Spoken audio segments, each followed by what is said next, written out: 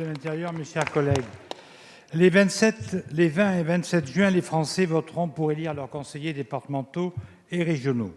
Comme beaucoup, je me réjouis de la tenue de ce moment démocratique fondamental dans notre République. Mais entre le double scrutin et la crise sanitaire, ces élections se déroulent dans des conditions exceptionnelles qui nécessitent d'adapter les lieux de vote. Ainsi, chaque bureau de vote sera scindé en deux afin de procéder à chaque élection. Dans ce cadre, les présidents des bureaux de vote sont mutualisés, tout comme les secrétaires. Mais s'agissant des assesseurs, au nombre de 2 dans chaque bureau, ils ne sont pas mutualisés, ce qui implique 4 assesseurs pour chaque bureau de vote. La mobilisation d'un nombre supérieur d'assesseurs n'est pas sans poser de difficultés.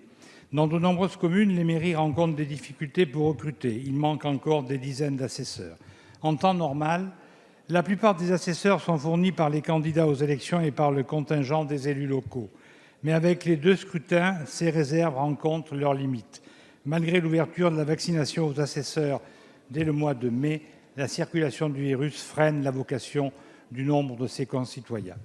Le risque est donc tangible dans certaines communes, avec d'éventuelles conséquences sur le déroulement des élections.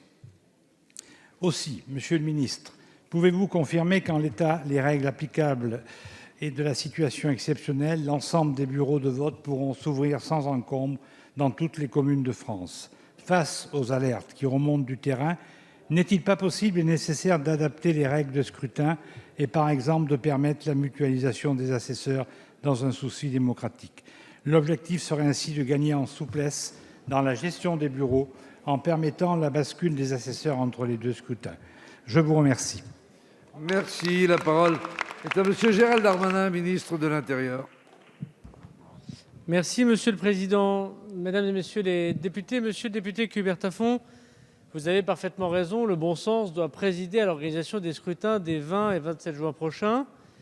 Bon sens qui, vous le savez, est mis à l'épreuve puisque le choix qui a été fait par la quasi-intégralité des responsables politiques et de leur parti, par la grande majorité des maires de France qui ont été consultés par le gouvernement, par la quasi-intégralité de l'association des élus, dont l'association des maires de France que nous écoutons, était d'organiser ce scrutin des 20 et 27 juin avec la double difficulté, vous le savez bien, difficulté vaccinale que nous avons résolue, et je voudrais remercier le ministre de la Santé, de la Solidarité et tous ceux qui ont travaillé à ce que tous les assesseurs, tous les élus locaux qui ont voulu se faire vacciner puissent l'être, et c'est un défi logistique qui, là aussi, a été relevé par le gouvernement, mais aussi les difficultés d'absentéisme, parce que ces 2 scrutins qui, depuis les années 80, n'ont pas eu lieu sur le territoire national de cette façon, mobilisent énormément de monde, dont vous avez raison de dire, les fonctionnaires des mairies et les assesseurs bénévoles politiques sont les premiers concernés.